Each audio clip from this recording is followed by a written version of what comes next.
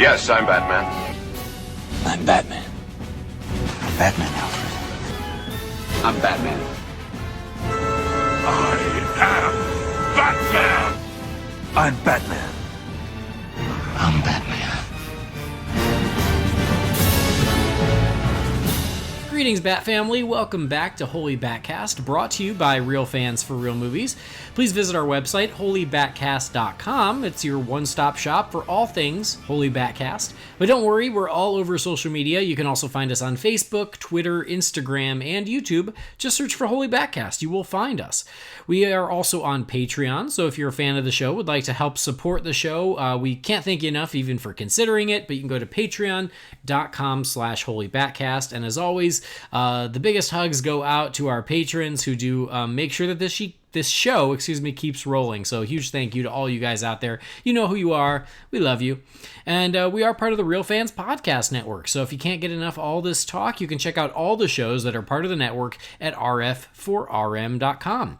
As always, I'm your host, Andy DiGenova. Hello. And if you'd like to follow me when I'm not talking about Batman, you can follow me on Twitter or on Instagram. It's just my name, Andy DiGenova. Now, in this episode, we're going to be talking about the recent news that there is a Joker solo movie in development with Jared Leto. We're also going to talk about the new relaunched Justice League comic with Justice League #1. We're going to review the first episode of the new Batman Adventures, and then we're going to wrap up like we like to do by answering your questions in the Wayne Manor mailbox. Joining me, the Martian Manhunter to our Justice League, it's Jamie Drewley. Hey, Jamie. Wait, I'm the smart one that does a whole lot of really impressive stuff? Well, I was thinking more the bald one who's bad with human interaction. Okay, we'll take that. That'll work. Or maybe all of the above. No, definitely not what I said. More what you said. How you doing, Jamie? The sunshine is out. The birds are singing. Critters are running in the backyard. We're going to talk about comic books. It's a glorious day, sir. Amen to that. I can feel it. So our Justice League is complete this week because we have a very special guest, the Hawk Girl to our Justice League. It's Brendan Lowe. Hey, Brendan. Hi guys. I'm sorry. I'm just still got a sore mouth from the dentist. Yeah. How was that? How'd that go? It was good. You know, just a few fillings here and there, and you know, it's a long trip actually from Brisbane down to 42 Wallaby Way, Sydney.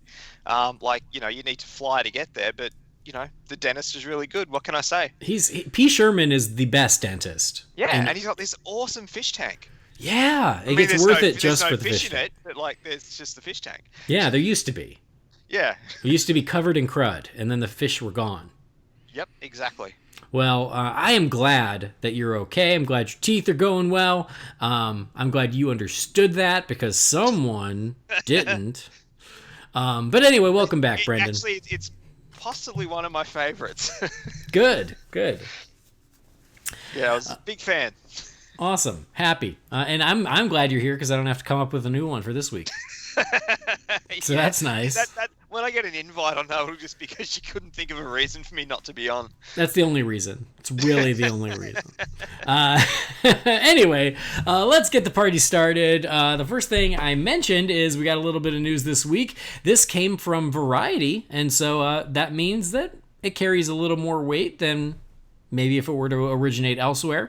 But Variety had this exclusive that Jared Leto's Joker is getting his own solo movie. So keep in mind, this is Variety getting this information from sources, with air quotes, sources. You know how that is. It's not an announcement. It is not an announcement. Despite what many other websites have said, this movie is not officially happening. Warner Brothers has not officially announced this.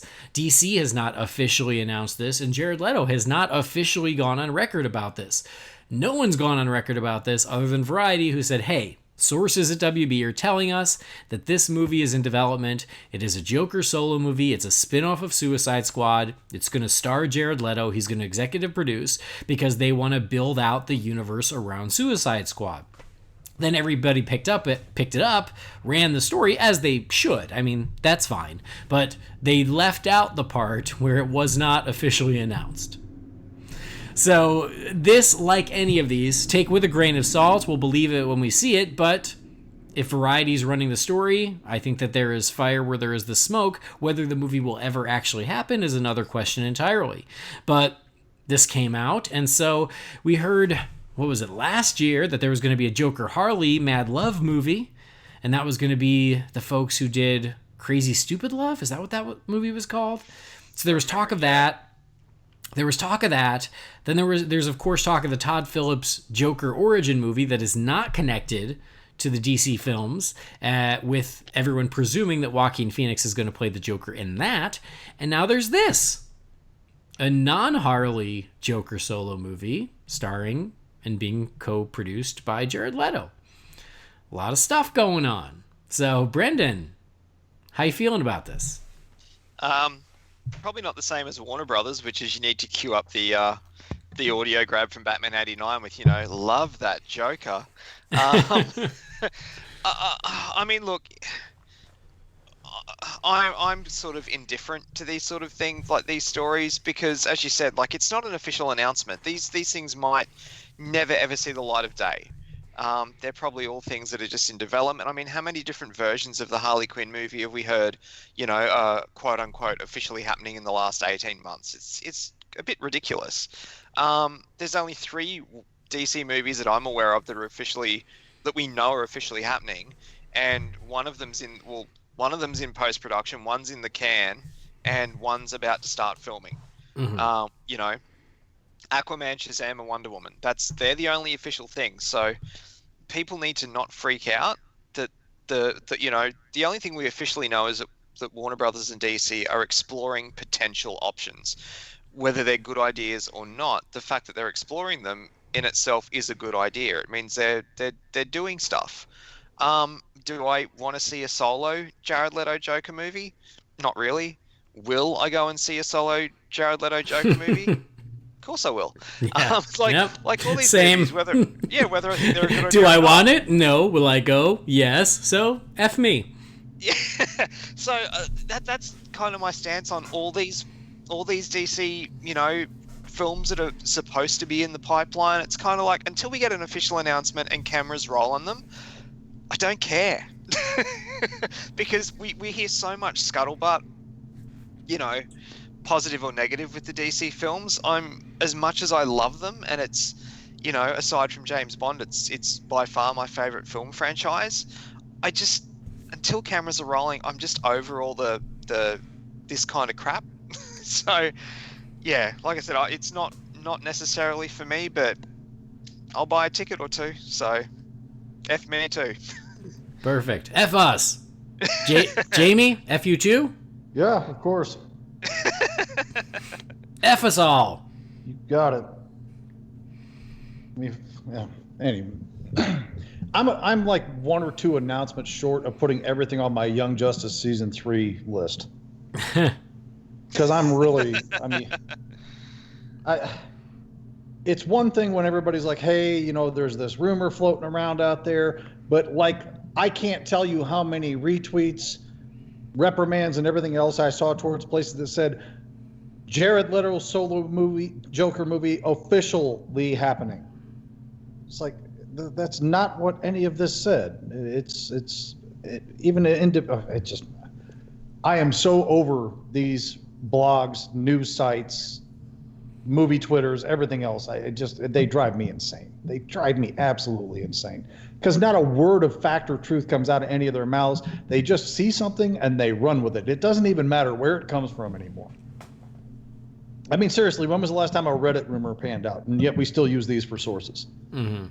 So, anyway, as far as the Joker movie itself, there's things that don't make a lot of sense to me, such as I don't see any chance in hell that this and the Elseworlds Joker movie are both going to happen, especially not close to the same time. Mm-hmm. And they're not going to do one and then do the other one based on the success of that one and have Joaquin Phoenix or Jared Leto, one or the other, on the hold for 2 years waiting for it. Because, you got to figure there's going to be that much time between the film's releases. Not to mention the fact the massive amount of confusion that would cause with general audiences not being able to figure it out at that point. Things that do make sense about it. They probably want to keep Jared Leto around. He's a bankable name. He's an Academy Award-winning actor. He's an excellent actor. He was a little bit tense about how some of the things played out with Suicide Squad, and they probably want to make it up to him. And somebody came up with the idea, hey, let's give him his own movie if that's what it takes to appease him. And the budget for this thing most likely isn't going to be, it's going to be south of $100 million, I would guess. So, I mean, easy return on money. So that part, those things make sense to me, but I don't know. I just copy and paste what you guys said. Other than that, the other thing really too that does sort of, when I did stop and think about it for a little bit, is the logistics of a movie like this, because we've never really seen a movie like this where a comic book villain is the lead. Where, I mean, I know someone pointed out, just an entire team of them. Yeah, they're doing Venom, but it's like, yeah, but they're playing him like an anti-hero. You can't play the Joker as an anti-hero. Yeah. So who do you root for in this movie? Do you know what I mean? Like, what could it be? Unless it's him. It's got to be him going up against someone, really. Mm-hmm. And the Joker is meant to be someone who you don't root for. You can love the character, but you don't root for him. He's an evil son of a bitch. Like, so what's the angle? No, I think that's just it. Is to back up, first of all, Warner Brothers need to shut down however this stuff is getting out. Yes. Because every one of these, not announcements, every time one of these comes out, it's because someone at Warner Brothers talked, and then these sites run with it, and Warner Brothers hasn't said anything. And so that's why we get this just deluge of movies in development, 90% of which will never see the light of day. And so it makes people cynical, like Jamie, where it's like, yeah, right, another one, I'll believe it when I see it, which is totally reasonable at this point, because how many of these have we heard about, and how many of them have we seen make any real progress? None. So Warner Brothers, get your shit together. Fire that intern who can't keep his mouth shut. I don't know what's going on over there, because all of this comes out. I don't think it's a problem that they are exploring all these options. I don't. I think that's great. Explore every option and see what gets traction. That's fine. And that's what it sounds like they're doing. They're saying, hey, what assets do we have, and what could work as its own movie? And I think that's where a lot of these do come from. And when they are ready, that's when we do hear from Warner Brothers that these are happening. So I don't get so bent out of shape when something like this comes out, because I'm like, yeah, I like Jamie, I'll believe it when I see it. In the meantime, whatever, As for Brendan's point, it is true, I'm not excited for it because I don't know what a Joker solo movie looks like. I don't know what that is. It's hard to get excited about that. What the hell is he going to be doing? Some folks have pointed out the Joker graphic novel, being like, oh, you could make that as a movie. And I'm like, I guess you could, but I don't know. To me, that's not a super exciting movie, because it is just the Joker going out and being a super criminal. And so, like, you could do that. I've heard a lot of fans say, oh, it could be a adaptation of A Death in the Family, and then at the end he goes up against Red Hood. And I'm like, you know what? That would be a little more interesting. I'm not sure that is a Joker solo movie, though. But yeah, like if that were the angle, I could get a little more excited about that. So I just don't know what this movie looks like. I don't know what it's about. I don't know if it is a Joker movie, but Batman's still in it. I don't know if it's a Joker movie, but Red Hood is in it, or I have no idea. Or I seen someone on Twitter was like, yeah, but what if it was an adaptation of The War of Jokes and Riddles? And I'm like, yeah, but that's still a Batman movie. No. that's not a Joker movie. No. And also, it could be a War of Jokes and Riddles that's actually about the Joker or the Riddler and not about Kite Man. Maybe. Yes, maybe. So, like, yes, there are certainly story options that include the Joker that could be a little more exciting, but I just don't think any of them fit the definition of a Joker solo film, which is why I have a hard time getting excited about it. But again, no matter what if this happens, of course I'm going to go opening weekend. So whatever, make it. We're gonna go opening day. Yeah. So, and yeah, they want to keep Jared Leto around. Some people really didn't like his Joker, but a lot of people said, hey, I just want to see more of it, because there wasn't a lot to make a real call based in Suicide Squad. I do wonder, again, to Jamie's point, I don't imagine that this would move forward if the other Joker origin movie is still going to happen. So I have a hunch that the Joker origin movie has fallen apart. That would be my guess. Because it's very possible. Because we got nothing official from it, right? Nope. And even Joaquin Phoenix, when they asked him, he just evaded the question. So I wonder if that one just wasn't coming together and everybody was like, you know what, this just isn't working. And so then WB's like, well, then what if we gave our other Joker his own movie? And they're exploring those options. Now, according to Variety, it still says that the Todd Phillips, Joaquin Phoenix Joker origin movie is still in development. It says it's still active, but as far as they know. As far as they know, exactly. So I do wonder if behind the scenes the Todd Phillips version isn't going to happen, and so they're exploring other options for the Joker. I mean, how many announcements have we seen? Well, I don't know what kind of anything came out of the Deathstroke movie other than the director sending something out. The Batgirl movie, like 16 Harley Quinn movies of various things, including Birds of Prey. The 2 Joker movies. I mean, like, we've got everything but Blue Devil at this point, I think. And even a Man of Steel sequel's been discussed. I mean, that's just it. We have no idea which one of these are truly in development. I mean, what happened with the Nightwing movie? I mean, that went real quiet.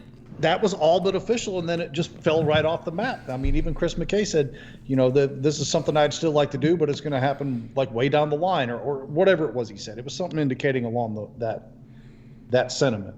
So I have a hard time getting excited for any of this stuff anymore, even if it's one that I do really want, such as Batgirl, or apparently New Gods with Ava DuVernay is still in progress. She's out there talking about it. So, I mean, there's all this stuff. It's so hard for me to get excited because I don't want to get my hopes up for something that I really want to see, like a Deathstroke movie, and then it falls off the map and I never get it. There's right. Just not a lot of sense in me getting my heart into that. No, exactly. There have been so many that have come out as in development, and most of them, we have no idea what their current status is. Now watch this. Comic-Con, they'll rattle off a list of 35 movies they're going to do now. Good, do it. It's helpful. But I mean, even that doesn't guarantee you're going to get the movie, because I mean, where's the Green Lantern Corps movie at that we were promised? The last couple of Comic-Cons, I think they should stay away from doing that this year. There's been where they've sort of released the roster, and every year it doesn't pan out. Right. Well, I mean, Batgirl, you already mentioned. Is that still in development? Yes, but who knows what's going to happen with it. Flashpoint. Last year, we found out, it's Flashpoint, and now it sounds like it's going to be The Flash again. They got directors, but what have we heard about it? Nothing. They've had directors before. Yeah.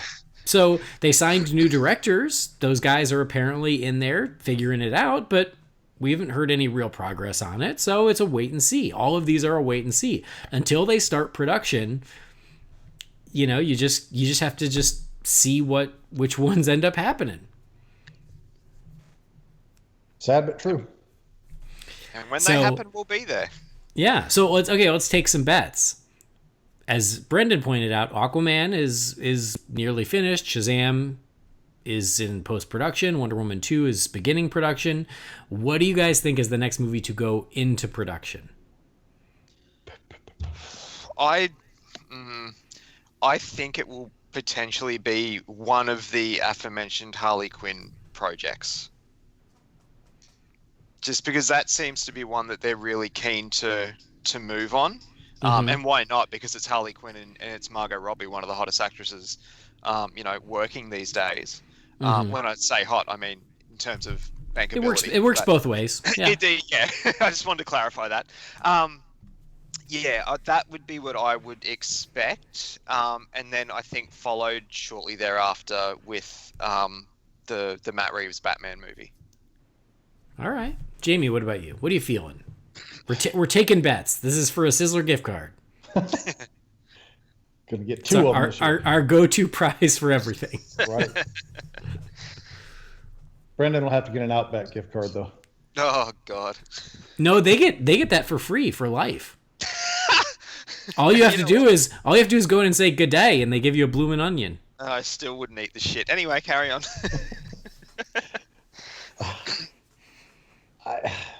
I don't know what to say. I love the frustrated sighs. Sounds like he's in pain. I mean, Brendan makes good points. I mean, the Margot Robbie seems extremely active in what she's doing. Ava DuVernay seems extremely active in what she's doing. The Batgirl's got a writer, got a director. I would say the first one with a cast is going to be the one to go in production. So my guess, my heart really wants to say the Batman. My brain tells me the Flash. Okay. Yeah, my money is on Birds of Prey. That seems to be the Harley project that has taken the lead. Oh, wait, does Suicide Squad 2 count? Because that's evidently moving right along too, isn't it? That they counts. say they're going to start shooting that next year?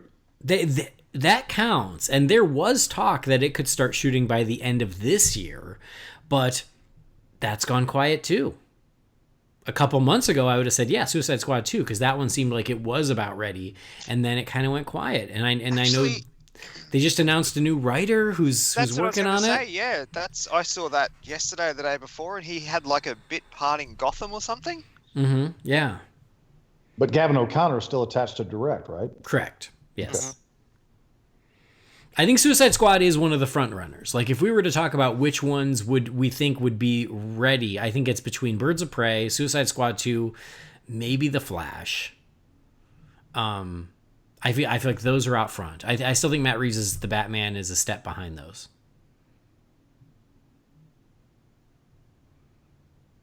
I think the Batman.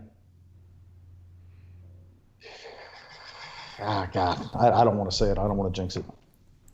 All they got to do is make that one announcement at Comic-Con, and the Batman's underway. You know what I'm saying? Mm-hmm. Mm-hmm. Yeah. But I don't the announcement that I have been hired to step into the cowl. Yeah, that one. Aren't you Nightwing though? I can play two roles, Brendan. I have range. Fair enough. If Jerome Jeremiah can do it on Gotham, I can do it. I can be Dick and Bruce, damn it. And they save money. I'm so cheap. We know that. I do want to go on record as saying that Batgirl and Deathstroke are the two that I want more than any at this point, but we'll see what happens. Indeed. We will see what happens. Deathstroke is currently in Australia. In Melbourne for Oz Comic Con, Joe Manganiello. Oh, tell him I said what's up. His photos were expensive. So you did not spring for it? Oh, I'm not in Melbourne, so no. No.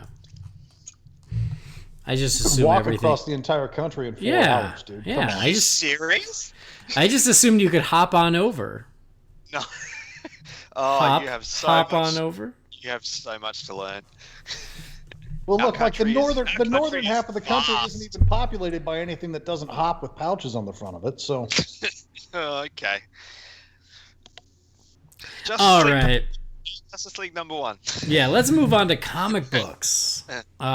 This the previous Justice League comic was one that I had dropped off of because it just wasn't compelling anymore, and I felt like every time I had to read an issue it was homework, and whenever that happens, it tends to be whether it be TV or comics, I'm like, when I feel like I'm doing this out of duty, not because I enjoy it, I'm like, what's the point? Or even podcasts, I do that with podcasts too, where I'm like, why am I listening to this? I'm not enjoying it. And that's what happened with the old Justice League book, and I swear to you, I was the last person that was reading that book. And yeah, and you you helped me feel better about it because I felt shitty about dropping Justice League. I was like, man, like I'm a terrible DC fan because I don't want to read Justice League, and I should want to. Hitch's run in Justice League was not good.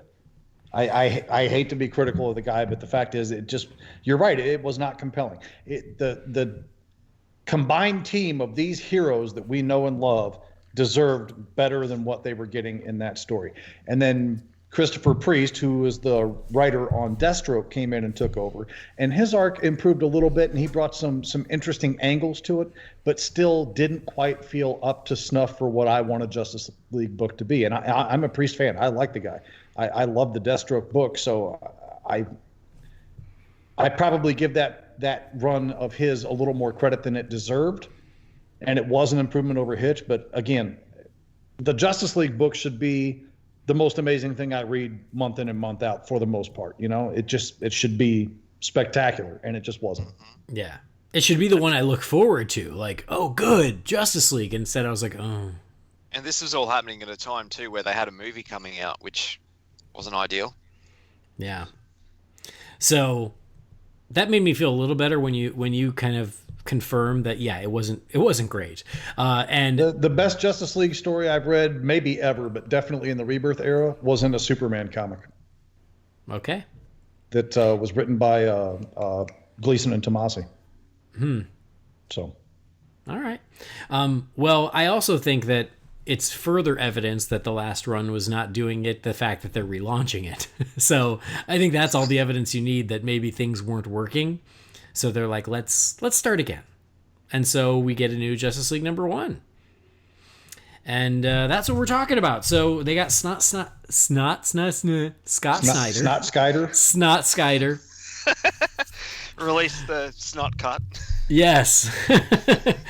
Scott Snyder is in as the writer. Jim Chung is the artist. Mark Morales is inks. Timu Mori is colors. And Tom Napolitano letters. And so, the relaunch of Justice League #1, because this is a big deal. And I've seen a lot of fans talking about it. And Jamie even nudged me being like, hey, I'm hearing good things. Let's cover it on the show. So let's do that. So if you out there haven't picked it up yet, pick it up, because we're going to talk a little bit of Justice League #1. So we'll start just with overall impressions and thoughts of this. Brendan, why don't you kick us off? I was intrigued from all the talk that I was hearing. I dropped out of comics early-ish last year again. Like I'd been... When Rebirth started, I jumped on again hardcore. I was reading maybe 7 or 8 books, and I was keeping up, and it got to the point where I can't remember what the reason was, but maybe for like 4 or so weeks, I just couldn't read them as they were coming out week to week. And it's the old story. We all know it. Your pile builds up, and then every week that you can't read them, more books are coming out. And it got to the point where I had like 30 plus books that I hadn't read, and it was just like, and at that point too, I wasn't really fresh on what the last thing I read was, so that means you've got to go back and reread some stuff, and it was just like, look, this is too hard, I'm out. I tapped out, which was a shame, but I couldn't commit the time to it anymore. So it happens. Yeah, when I heard this the relaunch was coming, I'm like, great. Look, I'm not reading anything else really at the moment. I've been reading that Man of Steel book that the first 2 issues have come out, but it's only a 6-part thing. But I'm like, okay, I'll jump onto Justice League. This will be a cool jumping on point. It'll be the one book I'll stay current with. It's only one. It's not a big commitment. So I was excited. I really liked the look of the new team. There's some old faces, some familiar faces. The premise had me excited. The fact that Snyder was writing it was like, okay, I liked his Batman run for the most part. I wasn't head over heels with it like a lot of other people seem to be. I thought he was a bit hot and cold, but I thought I'd give it a shot. I read it. I liked some of it. I was a little bit underwhelmed, if I'm being completely honest. But we can get into details later. Cool. Jamie, what about you? been reading right along through the entirety of Metal and all of its crossovers, and then No Justice. I got to say, I think this was an improvement over those two. I think the artwork is really good. I think the Jim Lee variant cover, good God, is that needs to be a wall in my house. It is gorgeous. It's amazing. I love the character interactions and kind of the dialogue between the characters that's going on, both on the good and the bad sides of it. There's a raccoon knocking at my back door right now. That's not relevant to anything, but it's just weird that it's happening. But that's cool. Yes. Anyway, He's probably trying to get your eye, Jamie. Run. he probably is. Okay, he's leaving. He's done apparently. Yeah, the character interactions between the good guys and the bad guys both were great. I mean, seeing the Legion of Doom, I mean, we'll get into it as we get on. That did my heart a lot of good. Even when the announcement was made, I got all kinds of excited because I thought, now I'm finally going to get a Justice League book that I truly want to read every single time it's out. Mm-hmm. And I read this, and for the most part, I liked it. However, and this may make me Mr. Unpopular, judging by what I'm seeing out there, but I got to call it like I see it. Scott Snyder needs to get his needle unstuck on this record because I'm over the Metal involvement. I am so done with anything that has to do with Metal. Go away. Bring me something else. I'm over this. Stop. I mean, this has been going on for the better part of like a year and a half now. I'm over it. I'm done. I want to go to something else. And here we are, more things directly involved with what came out of Metal. So. Mm-hmm. Yeah, and I think that is one of the struggles. Apparently, this follows Metal, and it also follows No Justice. Is that correct? Yes. Mm-hmm. So I did not read either of those. And so, like I said, I think I've mentioned in the past, I tried to start Metal and I lost track of it, so I just didn't bother. And then I did not read No Justice. I was intrigued by it. And so I do feel like there are certain things in here that I'm not quite in the loop on. Yep. Which threw me off a little bit. I am going to stop you right there and throw in my thoughts on No Justice real quick. If you've read the first arc that Brian Hitch did when Rebirth started, it's not all that different than what Snyder did in No Justice. Well, I shouldn't say Snyder because there was a bunch of people that wrote that. But, I mean, these giant mega titan god things that are somehow like elemental controlling. I read No Justice. And I'm like, really? We're going back to this again? Isn't that how we started in the first place? Anyway, Again, stuck needle. Okay. So, yeah, there are certain story things that I was a little confused by where I'm like, okay, I think I get the gist, but I'm not totally comprehending it. But overall, I liked it. I'm not blown away by it, but I liked it. I like what it's setting up. And I think there's some really cool and interesting ideas in it, which I will be interested to see play out. I do like the makeup of the team and that it's, it is the core Justice League, but it seems like there are some just some extra supporting members out there too. So it's a pretty large league at the moment because when you catch up with them all, they all have these additional helpers, so Batman's working with Green Arrow, the Flash is working with Plastic Man, Wonder Woman's working with Swamp Thing. So it's not just the big seven, it's also some of these supporting characters seem to be involved as well. So I like that they're expanding the world, but not at the expense of the core team. Keep in mind that we are getting a couple of different Justice League books spinning out of this as well. So we've got Justice League Dark, Justice League Odyssey, this one, and there might be a fourth one too that I'm not thinking of. But. Yeah, which would explain a lot because it does seem like there are these smaller factions being set up. But I thought that was interesting, and I enjoyed that. I liked setting up this new status quo of these guys. I went in blind, and so I did think they were setting up Vandal Savage to be the heavy for this, and then they flip that really quick, and that is not the case. So I liked the introducing, you mentioned it already, of the Legion of Doom and setting that up. So they are really setting it up, a Justice League Legion of Doom showdown, which how can you not be excited about that? There were some interesting philosophical debates going on in here that I was intrigued by, even if the details of what they were debating to me were a little fuzzy and a little bit gobbledygooky. There was a lot of stuff where I'm like, I don't think I know what this means, but maybe I'm not supposed to. Maybe it is just gobbledygook. I'm supposed to just buy it and go with it. So there was some of that, and again, maybe that's something that I would understand if I had read No Justice, but there were just things where I was probably not. Yeah, like, what was it called? The source wall around the multiverse or something? Yes. Yeah, it's all that. That lost me completely. Yeah, where it's like the that source all stems from metal, and No Justice was a direct result of that, and this is a direct result of that yet. So yeah, so it was like the source wall broke, and the multiverse is dying, and now this totalitarian, what do they call it? A totality? Oh god, totality, thank you. So now this totality is streaming towards Earth, and I'm like, I don't know what any of that stuff is. I don't know what you just said. But I guess I get the big ideas. The universe is dying. There's this energy streaming toward Earth that could either help us or hurt us, and now we need to decide it's coming to what look do. for humpback whales, and that's the only thing that will save us all. See, that makes so much more sense to me.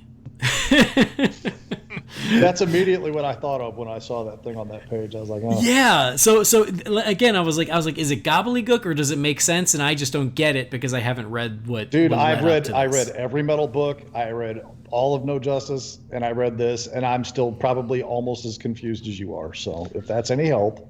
Can I just say, I am so friggin' glad that you guys are saying this stuff, because the talk, particularly in like the Real Fans comics page, like this thing was getting praised like crazy.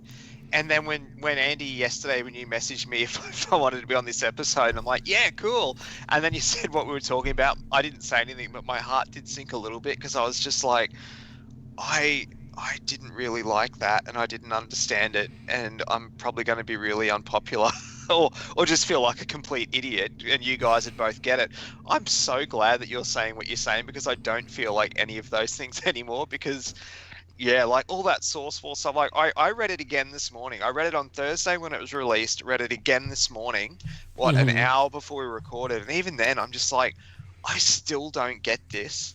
Like I just, it's, and you guys know, just from from our friendship and stuff, a lot of other like listeners to this show might not realize, but like, I'm not a big sci-fi fan.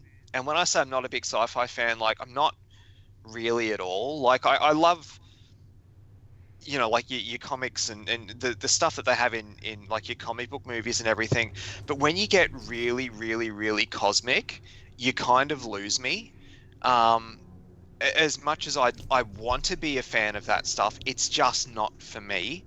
And this sort of Justice League story, it's not for me. I say this a lot with a lot of these things. If you can give me kind of like what the Justice League animated series did, if you can give me stories, I'm not saying copy, but if you give me stories like that in comic form, I will come back week after week after week after week. The uber cosmic stuff, it just loses me. It's not for me, and it doesn't hold my interest. And like, I've read issue 1 of this. I honestly don't think I'll be getting issue 2. Well, here's the thing. Hitch kind of did that with part of his Justice League run, where he wanted this epic, grand, cosmic scale, extinction level event that they have to fight off, sort of a thing. And Priest kind of brought it back around where they're dealing with more, I guess you'd call it, ground level problems. Okay. Like, long story short, the Justice League got duped into interfering with a civil war between African warlord and tribe in this country. Okay. And the Justice League is there, and I mean, they're like literally having a debate. Should we interfere with this and further this civil war out, or should we leave and just let this warlord wipe out all these people? Mm-hmm. Like, that was the dilemma they were faced with for the last arc, or at least part of it. So it's like a crisis of conscience sort of thing.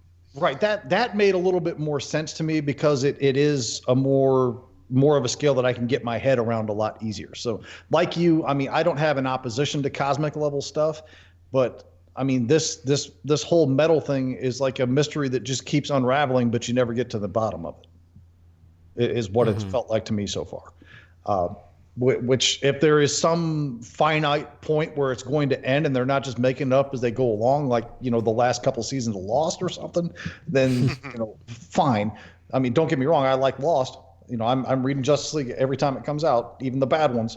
So I eventually want it to get to the point where they're dealing with more common, relatable problems than giant titans from outer space that are going to threaten us, energies from outer space that they can't punch that are threatening us, that sort of thing. I'm ready for something else to come along. This is fine to happen once in a while, but this has been going on so long. I'm just over it.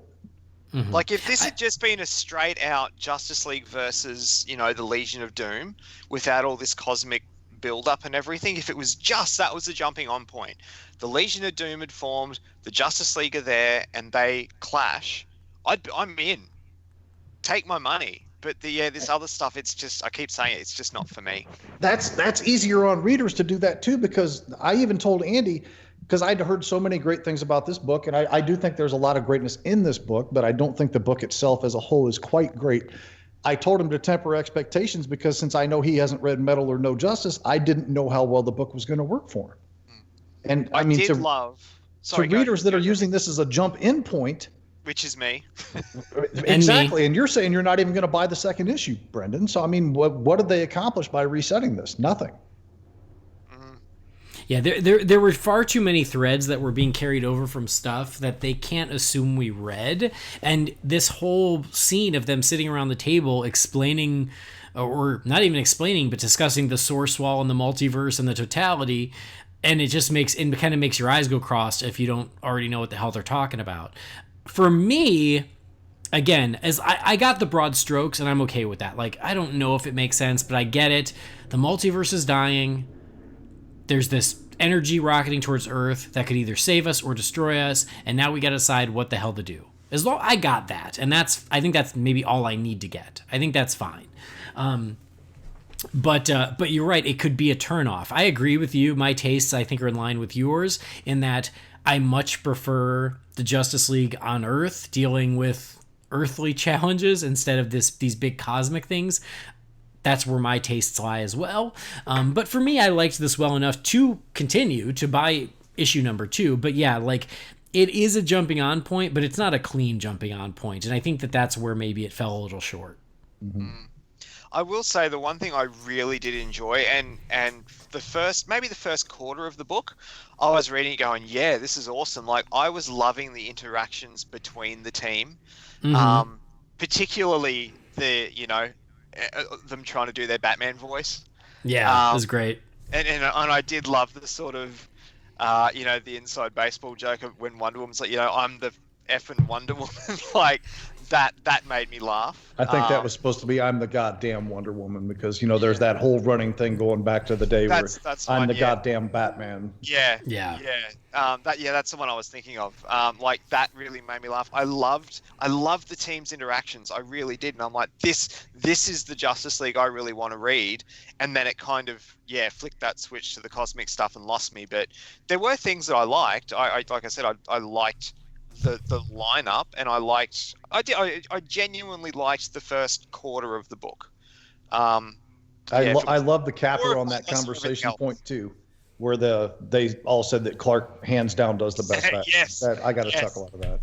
That was great. Here's one of the issues I had though, is I was not clear as to who was saying what, because some of the colors, like, they didn't make clear which color corresponded with each person.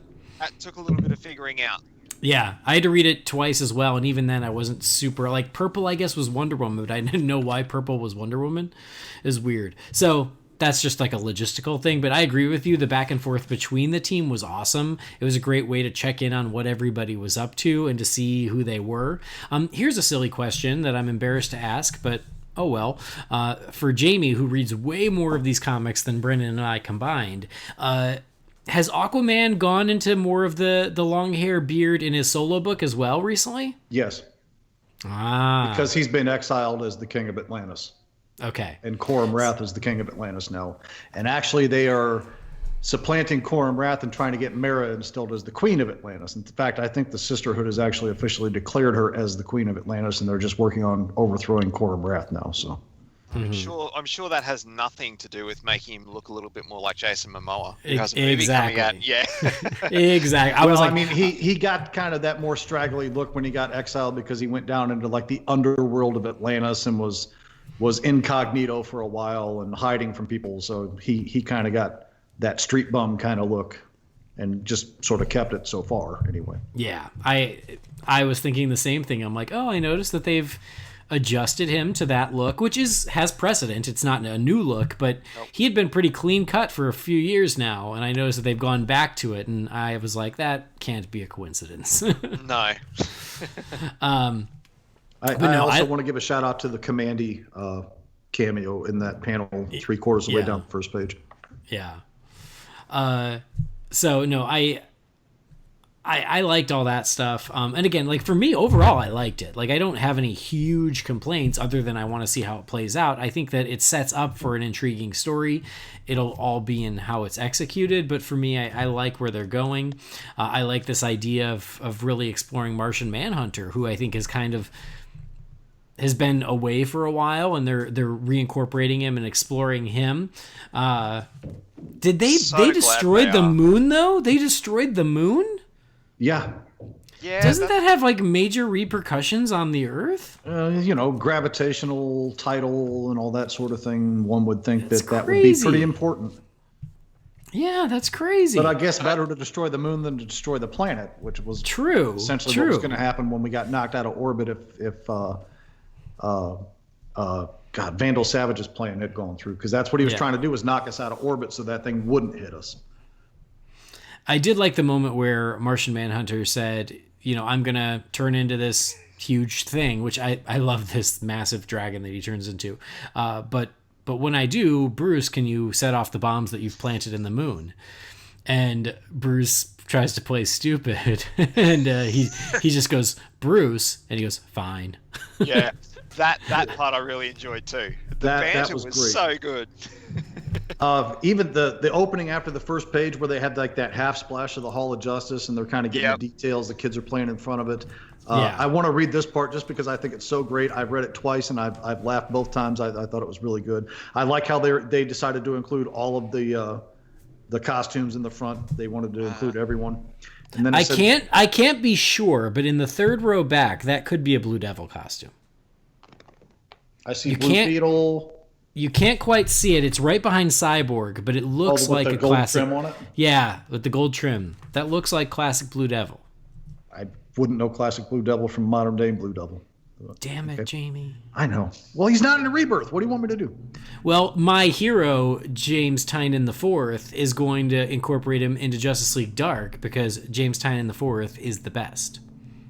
Are you being serious or snarky? Yeah, I'm being serious. He said it this week. Excellent. So there's some news for you. Anyway, I'm going to read this part because I find it fantastic. The items in the trophy room are depowered. Still, a committee called in Batman to ask why he believed the display was secure. And don't say because I'm Batman, quipped one senator. Batman responded that if they doubted him, they should give it their best shot. At which point, it's possible, if you slow down the footage, to see Batman's face form what some theorize to be his version of a smile. I love that. That was really great. good. Yeah, that's awesome. So yeah, I love that they're leaning into the Hall of Justice. They're leaning into the Legion of Doom. They're leaning into the base for the Legion of Doom. And I also love the moment where Luthor basically tells Vandal Savage, "Oh, you thought this was your base. It's not. It's mine. We took over construction, and I was able to make it into what I wanted it to." So I did have a moment where he said, "Oh, what did he say? There's a monster in the basement," and Savage goes, "There is no basement." And I just kept thinking, "There's no basement in the Alamo." Yes. Same page. And the splash page of the Legion of Doom is just fantastic. Oh, it's magnificent. So awesome. So yeah, it's not only Luthor, and now I feel like recently Luthor has been playing hero. Yes, and he has. Is this his switch back? It looks to be. Okay. So yeah, so he is the Legion of Doom here is Lex Luthor in the power suit, which I always have been a big fan of. And then Sinestro, Gorilla Grodd, the Joker, Cheetah, and Black Manta. So it's a good lineup. That's the mural I need right next to the one of the Jim Lee cover variant. Yeah.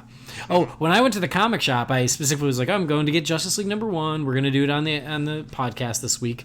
And so I go to pick it up, and I'm like, what is this gorgeous piece of work? And it was the Jim Lee cover. And it doesn't even say Justice League on it. So I'm like, I don't even know what this is. And I opened it, and I realized it was It says the it at variant. the bottom. They call these, Yeah. my shop calls them Virgin variants. I don't know what the official name for them is. But instead of having the big scrolling logo across the top, it's just a one line across the bottom that says the name, the number, and the creative team that was working on it. Yeah, once I figured that out, I went, oh, okay, it's a variant of Justice League. So, yeah, of course I had to buy that one because it's so good. Most of these variants have been utterly gorgeous. Like, I buy this variant more than the regular covers now because I like so many of them. But it does make it an enormous pain in the ass if you're flipping through a long box trying to find a specific number of a book. Yeah, that makes sense. It's a gorgeous cover. It has nothing to do with the book, but as a Nope. Batman fan, how can you not love it?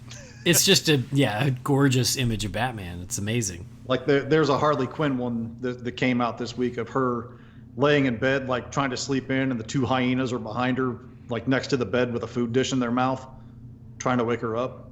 Ah, nice. So, there's some really cool ones out there of it. That's awesome. So anyway, I liked the bait and switch with Savage versus Luthor because I didn't know that Luthor was going to be the big bad. I was like, oh, they're doing a Vandal Savage story. That's cool, he's due. And that changes real quick with Luthor stepping in and killing Savage and getting rid of these Neanderthals and bringing in the Legion of Doom. So that's exciting. Again, I like that the Legion of Doom headquarters is the classic headquarters, Darth Vader head looking thing. And again, I really liked, even if I didn't understand the cosmic ins and outs of what was going on, I liked this debate of there's this thing, we've got 3 minutes before it hits Earth, and this thing could either be here to save the multiverse, which we know is dying, or it could be here to destroy us. What do we do? Because that's just it's such a tough call. And so, I don't know, that I found really intriguing. The whole thing with the psychic boardroom thing, I thought was just kind of a cool concept. Mm-hmm, right. Because, honestly, that makes more practical sense that they could do that since Martian Manhunter is their chairperson now, versus, having people fly in from wherever the heck it is they're doing whatever the heck they're doing to meet at the physical Hall of Justice. This just, it worked for me on that level because I thought this is practical and it makes sense, even though it's the most impractical thing in the world. Yeah, I could get behind that. I liked it. Yeah, I thought it was neat. So then Jean Jones has this vision, and he connects, and I guess it seems like he connects with Luthor? Is that the way you read it? Yes. Okay, that's how I read it. Luthor kind of responds back to him, or even if he's just talking to himself about John Jones. There was some sort of a connection between them there somehow. Yeah. And so he sees the past. He basically gets a preview of the entire Justice League book that's being written. So he sees the past. He sees all these things happening. So what does it say? He says, the sins committed, the abominations unearthed. He even saw what was coming, new armies raised across space, ancient gods revived, and beyond this, he saw the laughter with which evil would rise. And the Phoenix Force is in there. You see that? Yeah. Crossover. Now, am I crazy? But that second panel down where he talks about the sins committed, is that not Adam Strange that he's choking to death there? It is, yeah. Because I'm kind of lost on that. But, if you're saying they're talking about future stuff, then... Well, no, but it did seem like this Adam Strange thing happened in the past, because they do say the sins committed, past tense, but Adam Strange is in one of the first pages in the background with Hawkgirl, I think. He is? It looks like him, but maybe that's someone else. But in that page at the bottom of the box with Hawkgirl, it does kind of looks look like like Adam him, Strange. doesn't it? Yeah. So I don't know. Interesting. But anyway, basically, Martian Manhunter sees this vision of the future of them failing and the end of all things, and he's the only one left. And so he basically was like, okay, no, we need to destroy this totality. But by the time he snaps out of it and comes back, it's too late. And the totality hits Earth, and he hopes to God that, this can be avoided. And he essentially says he wipes their memory of any of this ever happening then, right? Wasn't that indicated somewhere?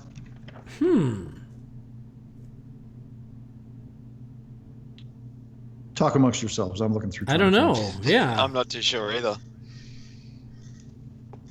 Yeah, I don't remember that part. There we go. The bottom page where it has kind of like the classic spaceman alien thing that's, he's the little speck in front of it and it's like glowing from the stars. That bottom panel where it's got his face there, it says, and suddenly all he wanted to do was go back now. He told himself, go make them change their minds. And so he did. John Jones reformed the boardroom, but by the time he hid, his friends were gone. So I don't know if he wiped their minds completely of it. No, I took that to mean they were having this debate as to destroy it or to let it come, and he has this vision, and he goes back to change their minds to let it come, but by then it was too late. Okay. So it hits, and I guess if it hadn't, there'd be no book. And then there's the indication in the last panel with Luther that he said, oh, Jean, here we go in 3, 2, 1. So, yeah, there was some connection there between them. Yeah. So, again, for me, that leaves on a note where I'm interested to see what happens.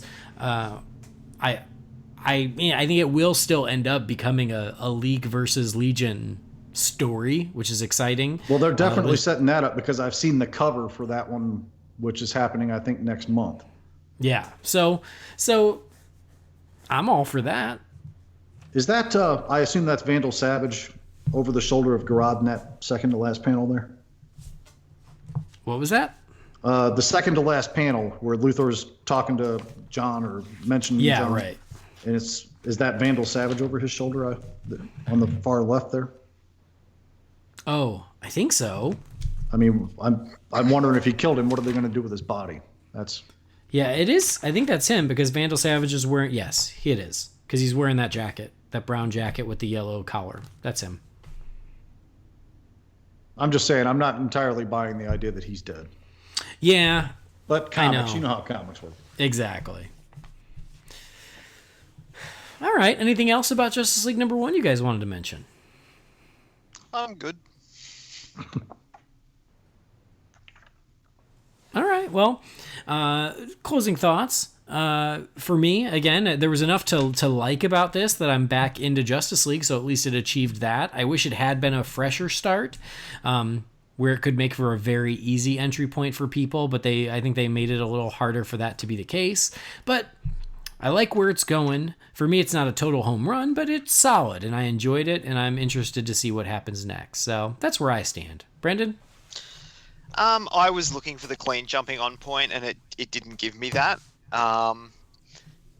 Like I said before, based on this one, I don't think I'll pick up issue 2. The only thing that may make me is when it comes out, what you guys say about it. I really do want to get to the League versus the Legion. If we can get to that really soon, and I don't need to know about all the cosmic build-up to that happening, fine, I'll read it. But until then, yeah, I'm kind of about it. I'll just keep reading the Bendis Man of Steel, and I'll be good. Yeah. How's that? I haven't picked that up yet. I like it. It's good. I'm 2 issues in. I'm enjoying it. It's very different than what Rebirth Superman has been so far. Something has happened to Lois and John. We don't know what that is yet, but it'll be apparently more revealed toward the end of the series. But so far, the first 2 issues have done some nice world building with Bendis as the writer and giving Superman an interesting, I don't want to call it nemesis, but for lack of something better to call it, to deal with, that is not something that you would expect Superman to have an issue dealing with, but he's having a hell of a problem with it. Okay. Cool. I think it's definitely worth checking out, especially since you only have to worry about it for 6 issues. I mean, the plus side, it's only 6 issues. The downside is it's 6 issues weekly. Yeah. 6 consecutive weeks. So. But I like it. I'm enjoying it. Awesome. Good to hear. Anyway, Jamie, your closing thoughts on this. I got to see an armored Batman and a power armored Lex in the same book. So, I mean, it's hard for me to find a whole lot to complain about because those are some of my favorite things. I kind of fall in your camp. I think there's more to like about this book than there isn't at this point.